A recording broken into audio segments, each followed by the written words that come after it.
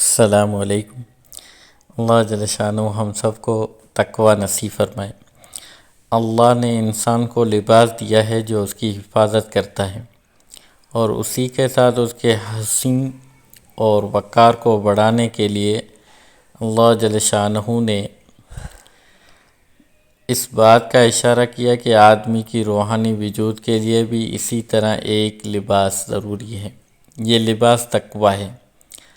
تقوی آدمی کا معنوی لباس ہے جو ایک طرف اس کو شیطان کے حملوں سے بچاتا ہے، دوسری طرف اس کے باطن کو سنوار کر اس کو جنت کے لطیف و نفیس دنیا میں بسانے کے قابل بناتا ہے۔ یہ تقوی کا لباس کیا ہے؟ یہ ہے اللہ کا خوف، حق کا اعتراف کرنا اپنے لیے اور دوسروں کے لیے، ایک معیار رکھنا، اپنے کو بندہ سمجھنا، تواضع کو اپنا شعائر بنانا، دنیا میں گم ہونے کے بجائے آخرت کی طرف متوجہ ہونا۔ وہ اپنے اندرونی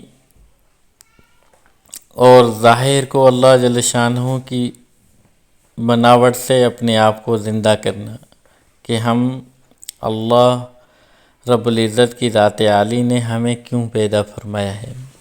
تقوی اللہ جل شانہ کی طرف سے ایک مسلمان کے لیے انعام ہے۔ وہ اپنے ظاہری جسم کو کپڑے کا بنا ہوا لباس ڈھانکتا ہے، اسی طرح اللہ جل شانہ نے ہمارے جسم کو تقوی کے ذریعے سے محفوظ فرمایا ہے۔ ہمارے روح کو جو طاقت پہنچتی ہے وہ تقوی کے ذریعے سے پہنچتی ہے۔ اللہ جل شانہ سے دعا ہے کہ اللہ جل شانہ ہم سب کو تقوی نصیب فرمائے۔ تقوی اللہ کا خوف، حق کا اعتراف کرنا، اپنے لیے اور دوسروں کے لیے ایک معیار رکھنا۔ تقوی اللہ کا خوف پیدا کرتا ہے۔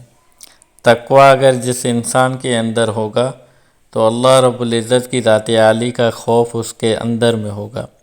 تقوی جس کے اندر میں ہوگی، اللہ کا خوف جس طرح حضرات صحابہ کرام کے دلوں کے اندر بستا تھا، اسی طرح میرے اور آپ کے دل کے اندر بھی بسنا شروع ہو جائے گا۔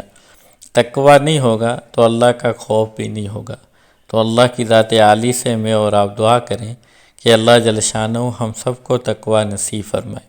تقوی اللہ کا خوف ہے، اور اللہ کا خوف اللہ رب العزت سے ملنے کا جو ہم سب کو شوق ہے کہ کل قیامت کے دن اللہ جل شانہ سے ملے، تو وہ میں اور آپ تقوی کے ذریعے سے ملیں گے۔ جب تقوی ہوگی اللہ کا خوف آئے گا۔ اللہ کا خوف آنے کی وجہ سے میں اور آپ اللہ کی نافرمانیوں سے بچیں گے، اور اللہ کی ذات عالی سے ملنے کا شوق مجھے اور آپ کو پیدا ہوگا۔ تو اللہ جل شانہ سے دعا ہے کہ اللہ مجھے اور آپ کو بلکہ پوری دنیا کے مسلمانوں کو اللہ جل شانہ تقوی نصیب فرمائے۔